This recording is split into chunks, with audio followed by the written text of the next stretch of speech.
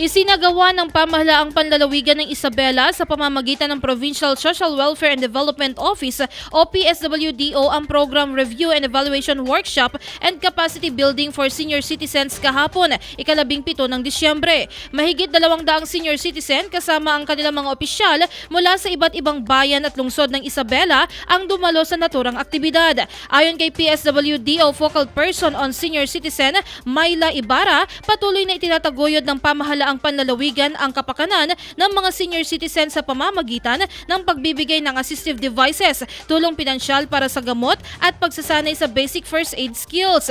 Dumalo rin ang kinatawan ng National Commission of Senior Citizens o NSCS or NCSC na nagpaliwanag sa Expanded Centenarians Act o RA 11982. Layunin nitong magbigay ng 100,000 pesos o 10,000 pesos kada 5 taon sa mga octogenarian at nonagenarian simula sa kanilang 80 na kaarawan.